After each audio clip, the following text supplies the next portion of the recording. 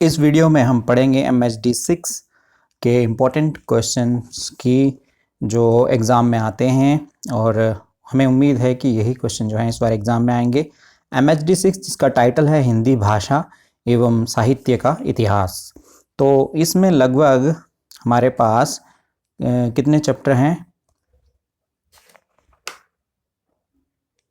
8 chapter हैं total, और 8 chapter में लगभग 4 सब टॉपिक्स हैं। सिर्फ एक में 2 ही सब टॉपिक्स हैं।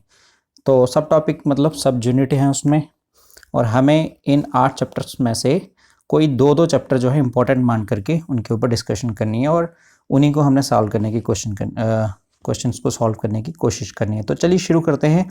सबसे पहले हम जिस टॉपिक पे बात करने जा रहे हैं वह है आदिकाल की पृष्ठभूमि। ठीक है, तो चलिए शुरू करते हैं बिना समय गवाए। अगर अभी तक आपने हमारे चैनल को सब्सक्राइब नहीं किया, चैनल सब्सक्राइब करें, और उम्मीद है कि अभी तक आपके परीक्षा अच्छे से हुई होगी और ये एग्ज़ाम भी बहुत अच्छे से होगा। वीडियो अंत तक जरूर देखना, ठीक है। तो चलिए शुरू करते हैं। किसी भी युग के साहित्य को समझने के लिए उसकी पृष्ठभूमि को जानना अति आवश्यक है। आदिकाल की पृष्ठभूमि की हम बात करेंगे, ठीक है। आदिकाल के नामकरण पर विचार करने से ये स्पष्ट हो जाता है कि इसे समय सीमा के आधार पर आदिकाल और प्रवृत्तियों के आधार पर वीर गाथा का नाम आचार्य रामचंद्र शुक्ल द्वारा दिया गया। आचार्य हजारी प्रसाद द्विवेदी द्वारा इसे आदिकाल नाम दिया गया और यही नाम विद्वानों ने सर्वमान्य किया। इस युग के साहित्य में साहित्य के विविध रूपों का संयोजन होता है। आदिकाल साहित्य का वह पहला काल है जहाँ से हिंदी साहित्य की शुरुआत होती है। जब भी कोई साहित्यकार साहित्य रचना करता है तो उसके पीछे तत्कालीन समय की तमाम परिवेशगत घटनाएं एवं परिस्थितियां रहती हैं। साहित्य का वातावरण शून्य में निर्मित नहीं होता। साहित्यिक रचनाओं के पीछे ऐतिहासिक शक्तियों और सामाजिक संस्थाओं का महत्वपूर्ण योगदान रहता है। आचार्य रामचंद्र शुक्ल ने साहित्य को जनता की चित्तवृत्तियों का प्रतिबिंब कहा है। इस तर्क के पीछे यही धारणा निश्चित है कि प्रत्येक युग का साहित्य उसके समाज, धर्म, विचार, अर्थव्यवस्था, राजनीति आदि से प्रभावित हुए बिना नहीं रह सकता। ठीक है, ये सभी परिस्थितियां साहित्यिक रचना का आधार बनती हैं। आदिकालीन साहित्य को प्रभावित करने वाली परिस्थितियों का वर्णन इस प्रकार है। किन किन परिस्थितियों ने आदिकाल को प्रभावित किया, अब हम उसकी बात करेंगे। सबसे पहले करते हैं बात आदिकाल की राजनीतिक पृष्ठभूमि की।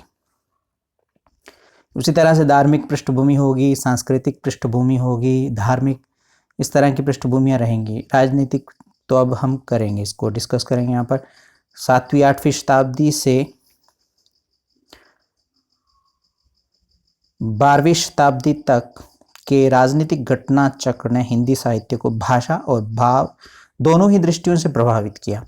राजनीतिक दृष्टि से ये युग अराजकता और असंतुलन का युग था। सम्राट हर्षवर्धन ने सन 606 ईस्वी में सिंहासन संभाला और अपनी योग्यता से अपने विरोधियों को वश में कर लिया। उसे कन्नौज को अपनी राजधानी बनाया और उत्तर भारत के अधिकतर क्षेत्रों को एक सूत्र में बांधने में सफल हुए।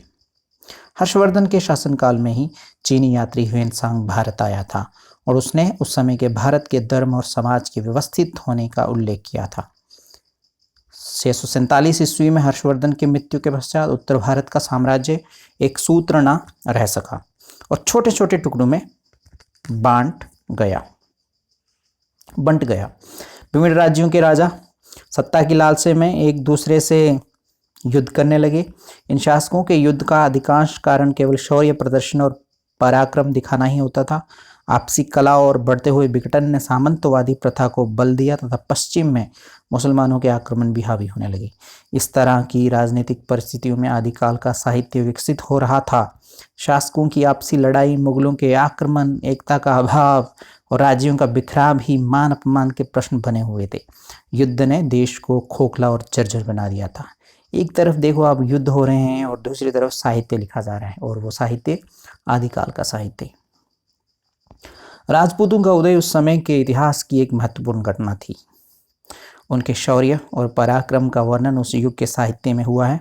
मोहम्मद गौरी और पृथ्वीराज चौहान के इतिहास का विवरण महाकाव्य पृथ्वीराज रासों में मिलता है। आदिकाल की राजनीतिक व्यवस्था में 2 बातें प्रमुख थी। कौन कौन सी? एक केंद्रीय सत्ता का ह्रास और छोटे छोटे राज्यों का उदय। अराजकता और युद्ध प्रभावित असंतुलित समय में उपजे साहित्यकारों में एक साहित्यकार आध्यात्मिक जीवन की ओर जा रहा था, तो दूसरा मरते मरते भी जीवन का आनंद लेना चाहता था। तीसरी श्रेणी का साहित्यकार वह था तलवार के गीत गाकर पराक्रम का जीवन जीना चाहता था। यही इस काल की राजनीतिक परिस्थितियों की विचित्र देन थी। अब है आदिकाल की सामाजिक पृष्ठभूमि। राजनीतिक उथल पुथल में सामाजिक व्यवस्था का विशृंखल हो जाना कोई बड़ी बात नहीं है।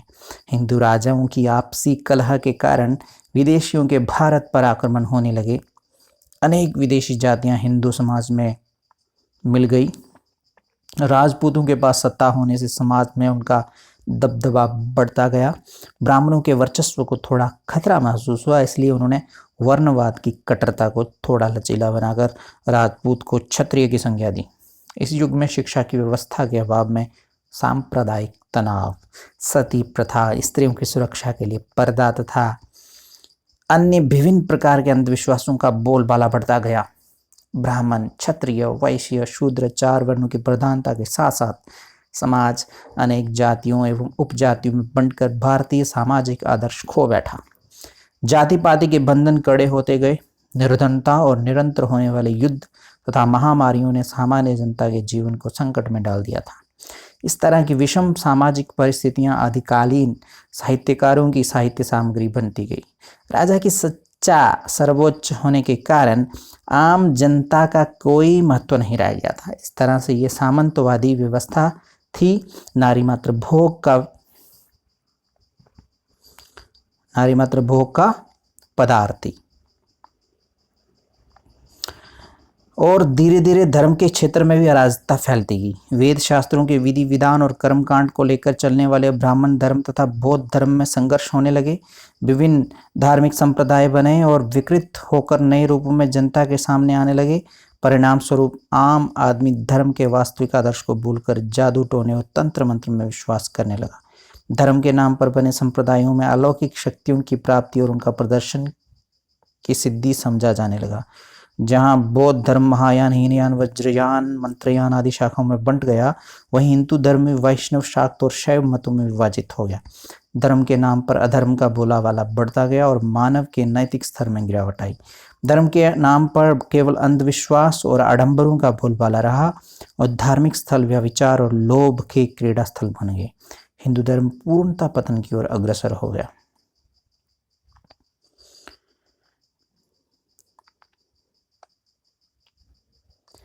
आदिकाल की आर्थिक पृष्ठभूमि। अब हम बात करेंगे आदिकाल की आर्थिक पृष्ठभूमि की। इस युग की अर्थव्यवस्था कृषि प्रधान थी। आर्थिक मतलब इकोनॉमिकल, पैसे वाली बात होती है, यहाँ पर समृद्धि, प्रॉस्पेरिटी की बात होती है। इस युग की अर्थव्यवस्था कृषि प्रधान थी। किसानों की पैदावार से ही हर छोटे बड़े राज्य का पोषण होता था। राज्य के उच्च पदाधिकारियों और सरदारों को नगद वेतन नहीं मिलता था, अभी तो इन्हें जागीर दी जाती थी। इस समय समाज दो वर्गों में बांटा हुआ था, उत्पादक और उपभोक्ता। उत्पादक वर्ग को समाज में ही दृष्टि से देखा जाता था क्योंकि वह श्रम करते थे। उपभोक्ता वर्ग सुख से रहता था, इसलिए उनका संबंध उच्च वर्ग के साथ माना जाता था। कवि और चारण भी उच्च वर्गों के मनोनुकूल साहित्य की रचना करते थे। कृषक को साहित्य में कोई स्थान नहीं मिला। धार्मिक साहित्य में भी कृषक जीवन की पीड़ा और संकट को अभिव्यक्त नहीं किया गया है। आर्थिक गतिविधि के तौर पर व्यापार का ह्रास हो रहा था। व्यापार के पतन से नगर उजाड़ हो गए। भारत में उत्पादित वस्तुओं के जो विक्रयण था उस पर बहुत कमी आई। आदिकाल की सांस्कृतिक पृष्ठभूमि क्या थी वो हम जानते हैं। इस समय भारत एक मिश्रित संस्कृति के निर्माण की प्रक्रिया में था। मिश्रित संस्कृति अभिप्राय है कि अनेक धाराएं उसमें आकर मिली और मिलकर लय हो गई। कभी मुस्लिम्स आ रहे हैं, कभी ह्यूएनयान आ रहा है चाइना से, अलग अलग संस्कृतियां आई और सब उसमें लय हो गई। भारतीय संस्कृति और मुस्लिम संस्कृति का संपर्क बढ़ रहा था। हर्षवर्धन के समय हिंदू धर्म और संस्कृति को एक राष्ट्रव्यापी एकता का आधार मिला था। उस समय छोटे बड़े भेदभाव खत्म होकर नए विचारों से देशभक्ति हर एक के मन में पनपने लगी थी। संगीत, चित्र, मूर्ति, भवन निर्माण आदि कलाओं में जातीय गौरव सर्वत्र अभिव्यक्त हो रहा था। जब मुस्लिम आक्रमणकारियों ने भारत पर आक्रमण किया तो धीरे धीरे मुस्लिम संस्कृति का प्रभाव हिंदू संस्कृति पर पड़ने लगा। संगीत, भवन निर्माण, वास्तु आदि सभी कलाओं में मुस्लिम संस्कृति का प्रभाव देखा जा सकता है। इस तरह कहा जा सकता है कि आदिकाल एक सभी जातियों से मिला जुला, एक सभी धर्मों से मिला जुला एक काल था। आदिकाल की साहित्यिक पृष्ठभूमि क्या है? अब आप यहाँ देख रहे होंगे कि मैं बहुत लंबा चौड़ा इसको खींच रहा हूँ, इतना लंबा तो आप लिखेंगे नहीं, तो इसलिए कुछ एक पॉइंट्स में आपने कुछ कुछ बातें ही लिखनी है। ये वाला क्वेश्चन थोड़ा लंबा हो गया, आगे वाले क्वेश्चन शॉर्टकट ही है। धीरे आप इसको अगर समझ जाएंगे तो आप हिंदी की बहुत सारी बातें समझ जाएंगे, इसलिए इसको थोड़ा लंबा करने की कोशिश की गई है। इस समय की साहित्यिक पृष्ठभूमि में तत्कालीन समाज, राजनीति, धर्म और अर्थव्यवस्था का प्रभाव स्पष्ट रूप से दिखाई पड़ता है। साहित्य में 3 धाराएं प्रचलित थी, प्रथम संस्कृत भाषा की, दूसरी प्राकृत और अपभ्रंश की तथा तीसरी हिंदी भाषा की। ये याद रखना। 9वीं से 11वीं शताब्दी में कन्नौज और कश्मीर साहित्य रचना के केंद्र में रहे। इसी बीच वहीं आचार्य, कवि, नाटककार तथा गद्य लेखक सामने आए। इस समय अपभ्रंश धर्म की भाषा और हिंदी जनता के मानसिक स्थितियों एवं भावनाओं का प्रतिनिधित्व करने वाली भाषा थी। इस काल का साहित्य राजा धर्म तथा लोक 3 हिस्सों में विभाजित हो गया था। राजा के साहित्य में वीर गाथात्मक रासो ग्रंथ शामिल हैं, तो धार्मिक साहित्य में सिद्धनाथ और जैन मुनियों की रचनाएं आती हैं। लौकिक साहित्य के अंतर्गत विद्यापति का श्रृंगारिक साहित्य एवं मीर खुसरो का मनोरंजनात्मक साहित्य रखा जाता है। इस तरह आदिकाल का साहित्य संपूर्णतः विविधताओं से भरा हुआ था। निष्कर्षतः ये कहा जा सकता है कि इस युग के साहित्य पर आदिकाल की सभी परिस्थितियों का व्यापक प्रभाव देखा जा सकता है। इस समय राजनीतिक वातावरण अस्थिर था, समधर्मों के मूल्य बदल रहे थे, हिंदुओं की शिल्प कला से बाहरी आक्रमणकारी अचंभित थे और भाषा विकास के पथ पर अग्रसर थी। अब हम बात करते हैं दूसरे प्रश्न की, जो प्रश्न है हमारा रासो काव्य एवं लौकिक साहित्य। क्या है लौकिक साहित्य, उसको समझते हैं। गद्य पद्य साहित्य होता है लौकिक साहित्य, इसमें कविताएं भी होती हैं, इसमें कहानियां भी होती हैं। हिंदी साहित्य के आरंभिक काल आदिकाल में जैन व सिद्ध साहित्य का सृजन धर्माश्रय में था तथा रासो साहित्य का सृजन राज्याश्रय में हुआ, जिस कारण वो बच गया, परंतु इन दोनों के इतर कुछ लोक साहित्य का सृजन भी हुआ। इसके लोकाश्रित होने के कारण ये संरक्षित नहीं हो सका। डोला मारू राधुहा लोका भाषा पर विप्रलंब वियोग श्रृंगार की इस अद्भुत रचना का रचनाकाल 11वीं शती है। इसकी भाषा राजस्थानी व रचनाकार कुशल लाभ है। इसमें कुशवाहा वंश के राजा नल के पुत्र ढोला व पूगल देश की राजकुमारी वारवानी के प्रेम व विरह का मार्मिक अभिव्यक्ति है। कथासार कछवाहा वंश के राजा नल के पुत्र ढोला का विवाह बचपन में ही पूगल देश की राजकुमारी मारवानी से हो जाता है। युवा होने पर राजकुमारी मारवानी अपने बचपन के पति डोला के विषय में सुनती है और उसके विरह में व्याकुल हो जाती है तथा डोला का पता लगाने के लिए अनेक संदेशवाहक भेजती है, लेकिन कोई वापिस नहीं आता क्योंकि डोला ने राजकुमारी मारवानी से दूसरा विवाह कर लिया था। तो मारवानी के किसी भी संदेशवाहक को डोला तक पहुंचने ही नहीं देती। अंत में मारवानी एक डाड़ी को बेचता है जो किसी तरह डोला तक पहुंचने में कामयाब हो जाता है और डोला व मारू का पुनर्मिलन होता है। वसंत विलास ये लौकिक साहित्य का श्रेष्ठ ग्रंथ है। वैसे तो इसके रचनाकार के ज्ञान नहीं है। इसका प्रथम प्रकाशन 1952 ईस्वी में हाजी मोहम्मद स्मारक से हुआ था। इसके प्रथम संपादक केशवदास हर्षद राय ध्रुव थे। इसके कुल 84 दोहे प्राप्त हैं। राहुल बेल ये 10वीं शती की शिलांकित रचना है जो धार के शिलाखंड पर उत्कीर्ण है। इस गद्य पद्य मिश्रित चंपू काव्य के रचयिता रोड़ा कवि हैं। इसमें हूनी नारी की प्रशंसा की गई है। हिंदी में नक्षिक वर्णन की शुरुआत यहीं से मानी जाती है।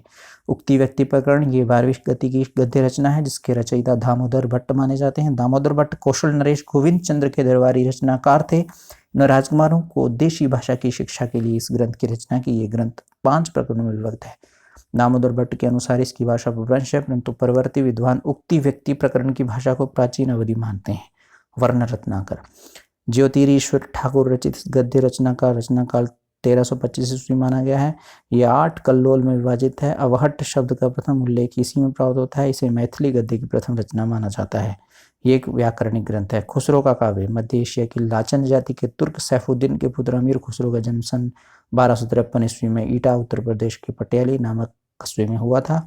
लाचन जाति के तुर्क चंगेज खान के आक्रमणों से पीड़ित होकर भलवन 1286 ईस्वी के राज्यकाल में शरणार्थी के रूप में भारत में आ बसे थे। 7 वर्ष अवस्था में खुसरो के पिता का देहांत हो गया।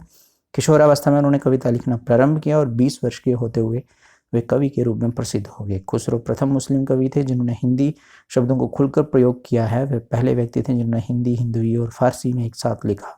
उन्हें खड़ी बोली के आविष्कार का श्रेय दिया जाता है। वे अपने पहेलियों और मुकरियों के लिए जाने जाते हैं। सबसे पहले उन्हीं ने अपनी भाषा के लिए हिंदवी का उल्लेख किया था। उनको दिल्ली सल्तनत का आश्रय मिला हुआ था। अमीर खुसरो को तोताए हिंद कहा जाता है। अमीर खुसरो की कुछ प्रमुख रचनाएं हैं खालिक वारी, कोश ग्रंथ, हालात कन्हैया, भक्तिपरक रचना नजराना ए हिंद और तुगलकनामा अंतिम रचना थी इनकी। अमीर खुसरो की रचना के कुछ उदाहरण हैं गोरी सोए सेज पर मुखबर डाले केश, चल खुसरो अगर अपने रहन वही चौदेश, वाह चकवा चौकी दो जने इन मत मारो कोई, ये मारे करतार के रैन बिछोया होई। पॉज करके आप इन्हें पढ़ सकते हैं। संतों की निंदा करे रखे पर नारी से हेत, वे नर ऐसे जाएंगे जैसे रन रही का खेत। विद्यापति की पदावली। विद्यापति भारतीय साहित्य की श्रृंगार परंपरा के साथ भक्ति परंपरा के प्रमुख स्तंभों में से एक और मैथिली के सर्वोपरि कवि के रूप में जाने जाते हैं। इनके काव्यों में मध्यकालीन मैथिली भाषा के स्वरूप का दर्शन किया जा सकता है। इन्हें वैष्णव शैव और शाक्त भक्ति के सेतु के रूप में स्वीकार किया गया है। मिथिला के लोगों को देसिल भयना सब जन मिठ्ठा का सूत्र देकर इन्होंने उत्तरी बिहार में लोक भाषा की जनचेतना को जीवित करने का महान प्रयास किया था। ठीक है। महाकवि विद्यापति अनेक राजाओं के दरबार में रहे राजा निम्न है कीर्ति सिंह, शिव सिंह, पद्म सिंह, नरसिंह, धीर सिंह, भैरव सिंह और चंद्र सिंह। अब हम बात करते हैं रासो साहित्य की। ये वीर काव्य है। आदिकाल में रचित साहित्य में रासो साहित्य का विशेष योगदान है। जैन कवियों द्वारा रचा गया रास काव्य वीर रस प्रधान रासो काव्य से भिन्न है। रासो शब्द की व्युत्पत्ति एवं अर्थ को लेकर विद्वानों में पर्याप्त मतभेद है। फ्रांसीसी विद्वान गासा दातासी रासो शब्द की व्युत्पत्ति रासुई से, कुछ विद्वान राजस्थानी के रास शब्द जिसका अर्थ लड़ाई या युद्ध है। आचार्य रामचंद्र शुक्ल रसायन से मानते हैं, परंतु सर्वाधिक समीचीन मत हजारी प्रसाद द्विवेदी जी का है जो रासो शब्द की व्युत्पत्ति संस्कृत के रासक शब्द से मानते हैं। उनके अनुसार रास एक छंद व काव्य भेद भी है। अपभ्रंश भी एक 29 मात्राओं का छंद है जिसे रास या रसा कहा जाता है। वर्तमान में रासो शब्द की व्युत्पत्ति को लेकर प्रायः हजारी प्रसाद के इसी मत को स्वीकार किया गया है। कुछ प्रमुख रासो काव्य। खुमान रासो। दलपति विजय के इस ग्रंथ का रचना काल संदिग्ध है। आचार्य रामचंद्र शुक्ल से 9वीं शती, हजारी प्रसाद द्विवेदी 1673 1703, मध्य व डॉक्टर मोतीलाल मेनारिया 17वीं शती का स्वीकार कर दें। इस ग्रंथ का नायक मेवाड़ राजा खुमान द्वितीय है। इस ग्रंथ की प्रमाणित प्रति पूना संग्रहालय में उपलब्ध है। ग्रंथ में लगभग 5000 छंद हैं। वीर रस प्रदान इस रचना में श्रृंगार रस भी देखने को मिलता है। परमाल रासो आलाखंड कहते हैं इसको। इसके रचयिता कवि जगनिक हैं। ये चंदेलवंशी राजा परमर्दी देव के दरबारी कवि थे। परमाल रासों में प्रमुख था परमर्दी देव के सेनापति आला व उदल की वीरता का वर्णन है। आचार्य हजारी प्रसाद द्विवेदी से अर्ध प्रमाणित मानते हैं। आचार्य रामचंद्र शुक्ल कहते हैं जगनिक के काव्य का आज कहीं पता नहीं है, पर उसके आधार पर प्रचलित गीत हिंदी भाषा भाषी प्रांतों में सुनाई पड़ते हैं। ये गूंज मात्र मूल शब्द नहीं, ये पूर्णता प्रमाणित न होते हुए भी अपनी योग्यता व वीर रस की अतुल्य अभिव्यक्ति के कारण उल्लेखनीय कृति है। अमीर रासो ये अनुपलब्ध रासो ग्रंथ है जिसकी अस्तित्व कल्पना रामचंद्र शुक्ल प्राकृत मंगलम में उपलब्ध 8 छंदों के आधार पर की। इसके रचयिता शरंग दरवा रचनाकाल 14वीं शती के हैं। इसका नायक रणथंबोर का शासक राजा हमीर है। इस ग्रंथ में चौहानों को सूर्यवंशी माना गया है, अग्निवंशी नहीं। आचार्य शुक्ल इस हमीर रासो 1357 की रचना के साथ ही अपभ्रंश लेखन परंपरा की समाप्ति मानते हैं। विजयपाल रासो इसके रचयिता नंदल सिंह भाट है। वर्तमान में इस रचना के मात्र 42 छंद उपलब्ध हैं। इसका नायक करौली के यादव शासक का रचना काल लगभग 17वीं शती है। बीसल देव रासो की रचना नृपति नाल ने 1155 ईस्वी में की। इस ग्रंथ का नायक विग्रहराज चतुर्थ है। अब हम बात करते हैं विजयपाल रासो की। चयिता नाल सिंह भट्ट हैं। वर्तमान में इस रचना के मात्र 42 छंद उपलब्ध हैं। इसका नायक करौली के यादव शासक हैं। इसका रचना काल लगभग 17वीं शती है। बीसल देव रासो की रचना नरपति नाल ने 1155 ईस्वी में की। इस ग्रंथ का नायक विग्रहराज चतुर्थ है। ये वीर काव्य न होकर वीर काव्य है। 4 खंडों विभक्त बीसल देव रासो 125 छंदों की प्रेम परक रचना है। पृथ्वीराज रासो ये ग्रंथ पृथ्वीराज चौहान के अभिन्न मित्र व कवि चंद्रवरदाई द्वारा रचित है। इसकी प्रामाणिकता संदिग्ध है। अब हम बात करते हैं अपने दूसरे चैप्टर की भक्तिकालीन साहित्य की। इसमें कृष्ण भक्ति काव्य की बात करते हैं और राम भक्ति काव्य की बात करते हैं। ठीक है। सबसे पहले बात करते हैं हम राम काव्यधारा या रामाश्रयी शाखा की। जिन भक्त कवियों ने विष्णु के अवतार के रूप में राम की उपासना को अपना लक्ष्य बनाया वे रामाश्रयी शाखा या राम काव्यधारा के कवि कहलाए। कुछ उल्लेखनीय राम भक्त कवि हैं रामानंद, अग्रदास, ईश्वरदास, तुलसीदास, नावादास, केशवदास, नरहरिदास आदि। राम भक्ति काव्यधारा के सबसे बड़े और प्रतिनिधि कवि हैं तुलसीदास जी। राम भक्त कवियों की संख्या अपेक्षाकृत कम है। कम संख्या होने के सबसे बड़ा कारण है तुलसीदास का बरगदमयी व्यक्तित्व। ये स्वर्णवादी काव्यधारा है, इसलिए उच्च वर्ण में ज्यादा लोकप्रिय हुआ। जैन साहित्य में विमल सूरी कृत पौमचर्यु, सिद्ध साहित्य में स्वयंभूकृत पौमचर्यु तथा पुष्पदंतकृत महापुराण में राम कथा का वर्णन है। बांग्ला भाषा में कृत्तिवासा ने रामायण लिखी। तुलसी से पूर्व के राम भक्त कवियों ने भी ऐसी कई रामायण लिखी। राम भक्ति काव्य की कुछ विशेषताएं: दास्य भाव की भक्ति, समन्वय का व्यापक प्रयास, लोक कल्याण की भावना, मर्यादा एवं आदर्श की स्थापना मुख्य काव्य भाषावधि है। राम का लोकनायक रूप इसमें दिखाया गया, लोक मंगल की सिद्धि, सामूहिकता पर बल, समन्वयवाद, मर्यादावाद, मानवतावाद, काव्य रूप, प्रबंधक व मुक्त दोनों, काव्य भाषा मुख्यतः अवधि, दार्शनिक प्रतीकों की बहुलता। राम भक्ति काव्य और रचनाकार, ये कुछ रचनाकार हैं जिन्हें आप देख सकते हैं: रामानंद, राम आरती, अग्रदास, रामाष्टयाम, राम भजन मंजरी। इनमें से अगर आप कुछ भी लिख देंगे पेपर में तो आपका काम बन जाएगा। नावादास ने भक्तमाल लिखा था, ठीक है।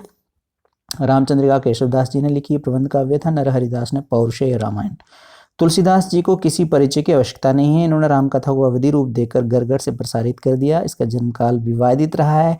इसके कुल 13 ग्रंथ मिलते हैं: दोहावली, कवितावली, गीतावली, कृष्ण गीतावली, विनय पत्रिका, रामलला, नच्छू, वैराग्य, संदीपनी, भरवी रामायण, पार्वती मंगल, जानकी मंगल, हनुमान बाहु, रामाज्ञा प्रश्न और रामचरितमानस। नावादास अग्रदास जी के शिष्य, बड़े भक्त और साधु सेवी थे।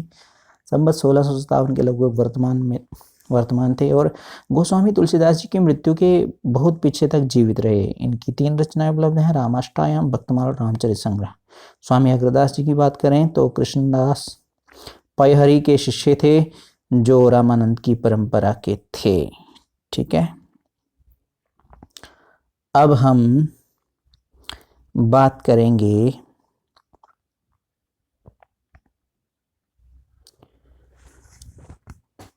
किसकी बात करेंगे हम अब? कृष्ण भक्ति काव्य की, ठीक है। अभी राम भक्ति काव्य की बात की ना, अब हम करेंगे कृष्ण भक्ति। किसी युग विशेष के साहित्य को समझने के लिए अथवा मूल्यांकन के लिए उस युग के विभिन्न परिस्थितियों तथा युगीन वातावरण को जानना परम आवश्यक है, क्योंकि हर युग उस काल की राजनीतिक, सामाजिक, सांस्कृतिक और साहित्यिक कला आदि से प्रभावित होता है। हिंदी साहित्य का रीतिकाल भी इसका अपवाद नहीं है।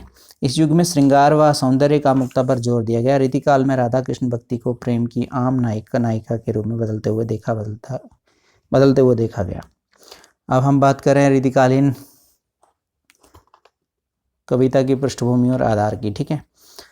आचार्य रामचंद्र शुक्ल ने हिंदी साहित्य के मध्यकाल का विस्तार 1375-1900 तक माना है। इसके 2 खंडों में बांटा गया: पूर्व मध्यकाल भक्तिकाल जिसे कहा जाता है और उत्तर मध्यकाल रीतिकाल जिसे कहा जाता है। समय आप देख लो, 1375, 1700, 1700, 1900। वास्तव में संपूर्ण मध्यकाल की साहित्यिक प्रवृत्ति भक्ति और श्रृंगार परक रही है। उनमें लोक मंगल और रंजन प्रवृत्ति की प्रधानता थी, किंतु रीतिकालीन कविता सामान्य जन से कटकर राज दरबारों में आई। रीतिकालीन पृष्ठभूमि को हम निम्नलिखित वर्गों में विभाजित कर सकते हैं। आप तो समझते ही हैं रीतिकाल क्या है, मैंने आपको पहले भी बता दिया है, ठीक है, फिर भी हम पढ़ते हैं इसको। दरबारी पृष्ठभूमि, ये काल में कवि दरबारी वातावरण से बुरी तरह प्रभावित थे। इन्हें वही आश्रय और सम्मान देकर आश्रयदाता, यश और सम्मान प्राप्त करता था। विक्रमादित्य और भोज ऐसे ही गुणज्ञ शासक थे, किंतु जैसे जैसे राजाओं की गुणज्ञता क्षीण होने लगी, दरबारों में रूढ़िवादिता बढ़ने लगी। भाव की गंभीरता के अभाव में कविता में केवल प्रदर्शन की प्रवृत्ति शेष रह गई। मुगल काल में दरबारी संस्कृति पूरी तरह प्रभावशाली थी, परंतु औरंगजेब के शासन में उसका पतन होने लगा। इसके बाद कवियों ने स्वतंत्रता पूर्वक काव्य रचना करने लगे। ऐतिहासिक पृष्ठभूमि क्या है? जिस समय रीतिकाल का आरंभ हुआ, सामंत व शासक अपनी विलासिता में अपने कर्तव्यों को भूल बैठे थे। शाहजहां के पश्चात उसके पुत्रों में सत्ता का संघर्ष हुआ और शिकोह की हत्या कर औरंगजेब गद्दी पर बैठा, जो एक कट्टर सुन्नी शासक था, जिसके समय काव्य कला संगीत का पतन हुआ। औरंगजेब के बाद मुगल वंश में कोई अच्छा शासक नहीं हुआ। उसके फलस्वरूप विदेशी आक्रमण हुए। नादिर शाह और अहमद शाह अब्दाली ने प्रजा को लूटा और हर तरफ कत्लेआम मचा दिया। यही हाल अंग्रेजों के साथ बक्सर में युद्ध में हुआ। यदि ये राजा महाराजा आक्रमणकारियों से युद्ध करते तो हिंदी के कवियों का भी शौर्य व वीरगाथा का भाव खत्म हो जाता या जा नहीं। आगे सामाजिक पृष्ठभूमि। रीतिकाल में समाज का ह्रास हुआ। एक उक्ति है, यथा राजा तथा प्रजा, था जैसा राजा हुआ वैसी प्रजा हो गया। अकबर जहांगीर शाहजहां की अनेक पत्नियां होने के कारण सामंत वर्ग में भी इसका प्रभाव पड़ा। समाज में स्त्रियों का शोषण होने लगा। स्त्रियों की स्थिति दयनीय होगी। समाज को प्रथम और अंधविश्वास से ग्रस्त था। कवि प्रजा वर्ग में पैदा होते थे, लेकिन प्रजा के पास उनकी कविता सुनने का ना तो धन था ना समय, इसलिए कवियों को सामंत वर्ग की शरण लेनी पड़ी और उनके झूठे गुणगान गाने पड़े। उनको कोई शौक नहीं था। वह लोक जीवन की त्रासदी की चर्चा करके राजा के कोपभाजन का कारण नहीं बनना चाहते थे। सांस्कृतिक पृष्ठभूमि क्या रही है? दरबारों में संगीत कला, चित्रकला, स्थापत्य का पोषण हो रहा था। हिंदू दरबारों में जिन कलाओं को पोषण मिला वह भी ईरानी रंग में रंग गई। चित्रकला चाहे किसी भी रूप में हो, उसमें विलासिता और प्रदर्शन की ही प्रमुखता होती है। गंदे गंदे चित्र बनाते थे उस टाइम के चित्रकार। पौराणिक आख्यानों या व्यक्ति चित्रों में कोई मौलिकता या सजीता नहीं दिखती। स्थापत्य कला अगर बात करें, जहांगीर ने वास्तुकला में विशेष ध्यान दिया। अकबर के शासनकाल में लाल पत्थरों से किले बनाए जाते थे। शाहजहां ने अपना सूक्ष्म कला प्रेम दर्शाते हुए जामा मस्जिद और ताजमहल हुमायूं के मकबरे के आधार पर निर्मित करवाया। संगीत कला की बात करते हैं। अकबर के समय संगीत का चरम उत्कर्ष हुआ। तानसेन उसके नवरत्नों में से एक था। जहांगीर के समय संगीत दर्पण जैसे संगीत शास्त्र का ग्रंथ तैयार हुआ। शाहजहां के समय गंभीरता और उदात्तता के स्थान पर कोमल रागों का प्रयोग हुआ। औरंगजेब ने अपने समय में इन सब हिंदू मुस्लिम आमोद प्रमोद को बहिष्कृत कर दिया। मोहम्मद शाह रंगीला ने अपनी दिल्ली दरबार में पुनः संगीतकारों को सुशोभित किया। धार्मिक पृष्ठभूमि की बात करें, इस काल में धर्म का पतन हुआ। बाह्य डंबरों और अंधविश्वासों से समाज ग्रसित हो चुका था। सूरदास की राधा की भक्ति एक रमणी के प्रेम पर प्रवर्तित हो चुकी थी। मंदिर के पुजारियों का नैतिक पतन हो चुका था। प्रेम मूलक भक्ति कामुकता में बदल गई थी। साहित्यिक परिस्थितियां देख लेते हैं। रीतिकाल की साहित्यिक परिस्थितियां भी अनुकूल नहीं थी। भक्ति का स्थान श्रृंगार ने ले लिया था। रीतिकाल में ललित कलाओं की भारतीय सामंती परिवेश से पूर्णतः प्रभावित हुआ। अपने आश्रितों को प्रसन्न करने के लिए कवि राजाओं की प्रशंसा अपनी रचनाओं में करते थे। यही एक मेन बात है। कला और साहित्य केवल मनोरंजन का साधन बनकर रह गए थे। इस समय का साहित्य अपने आदर्श उच्च दर्शन से गिर गया था। अधिकांश कवि संस्कृत के आचार्यों की नकल करके लक्षण और उदाहरण ग्रंथ लिखने में लीन थे। फिर भी भूषण जैसे कवि ने इस काल में कुछ वीर रस पर काव्य रचा। मुगल दरबार में अब फारसी भाषा प्रचलित थी और हिंदी कलाएं भी इसमें रंगने लगी। इस प्रकार काव्य कला की प्रदर्शन की प्रवृत्ति बढ़ती जा रही। डॉक्टर शिव कुमार शर्मा ने इसके बारे में लिखा था कि श्रृंगारिकता दोष रीतिकालीन साहित्य पर नहीं मढ़ा जा सकता। इसका बहुत कुछ दायित्व तत्कालीन नरेशों की मनोवृत्ति और उस समय के चतुर्दिक व्याप्त वातावरण है। हिंदू कवि को उस समय के दरबारी फारसी कवि से होड़ लेनी पड़ रही थी। अब हम बात करते हैं आगे, भारतेंदु युग किसे कहते हैं। इसे समझते हैं, आधुनिक साहित्य एक का प्रश्न है। भारतेंदु युग को आधुनिक हिंदी साहित्य का प्रवेश द्वार माना जाता है। इस युग के कवियों में नवीन के प्रति मोह, साथ ही प्राचीन के प्रति आग्रह भी था। भारतेंदु युग नव जागरण का युग है। इसमें नई सामाजिक चेतना उभर कर आई। भारतेंदु युग में देशभक्ति और राजभक्ति तत्कालीन राजनीति का अभिन्न अंग थी, जिसका स्पष्ट प्रभाव इस युग के कवियों में देखा जा सकता है। भारतेंदु काल में कविता के क्षेत्र में खड़ी बोली का प्रयोग किया गया। खड़ी बोली का विकास इस युग की महत्वपूर्ण घटना है। इस युग में पत्रकारिता, उपन्यास, कहानी, नाटक, आलोचना, निबंध आदि अनेक गद्यविधाओं का विकास हुआ है, जिसका माध्यम खड़ी बोली है।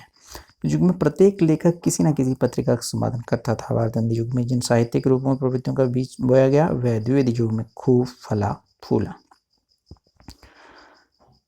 अब इसकी विशेषताएं की बात करते हैं। भारतेंदु युग की विशेषताएं, राष्ट्रीयता की भावना। भारतेंदु युग के कवि ने देश प्रेम की रचनाओं के माध्यम से जनमानस को राष्ट्रीय भावना का विचारोपण किया। सामाजिक चेतना का विकास हुआ। सामाजिक चेतना का काव्य है। इस युग के कवियों ने समाज व्याप्त अंधविश्वासों और रूढ़ियों को दूर करने हेतु कविताएं लिखी। हास्य व्यंग्य भी है।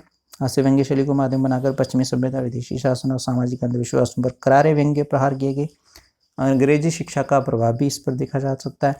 भारतेंदु युगीन कवियों ने अंग्रेजी भाषा तथा अंग्रेजी व शिक्षा के प्रचार प्रसार के प्रति अपना विरोध कविताओं में प्रकट किया। विभिन्न काव्य रूपों का प्रयोग भी हुआ। इस काल में काव्य के विविध रूप दिखाई देते हैं, मुक्त काव्य, प्रबंध काव्य आदि। काव्यानुवाद की परंपरा, मौलिक लेखन के साथ साथ संस्कृत तथा अंग्रेजी से काव्यानुवाद भी हुआ है। भारतेंदु युग के कवि एवं उनकी रचनाएं यहाँ आप देख लो। भारतेंदु हरिश्चंद्र थे, जिन्होंने रचनाएं प्रेम सरोवर, प्रेम फुलवारी। बद्रीनारायण चौधरी थे, प्रेमगन जैन जनपद। और प्रताप नारायण मिश्र, प्रेम पुष्पावली। जगमोहन सिंह थे, इन्होंने ये लिखा। अंबिका दत्त व्यास जी थे। राधाचरण गोस्वामी जी थे।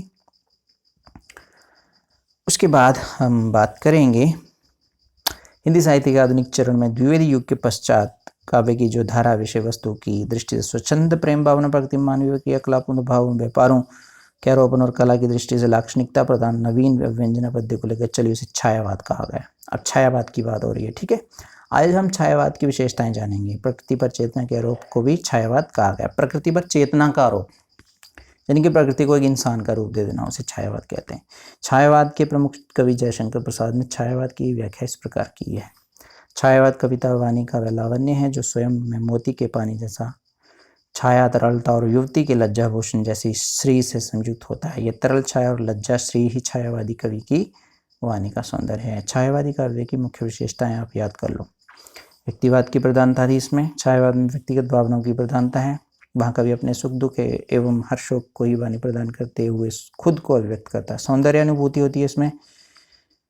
यहाँ सौंदर्य का अभिप्राय काव्य सौंदर्य से नहीं, सूक्ष्म आंतरिक सौंदर्य से है। बाह्य सौंदर्य की अपेक्षा आंतरिक सौंदर्य के उद्घाटन में उसकी दृष्टि अधिक रमती है।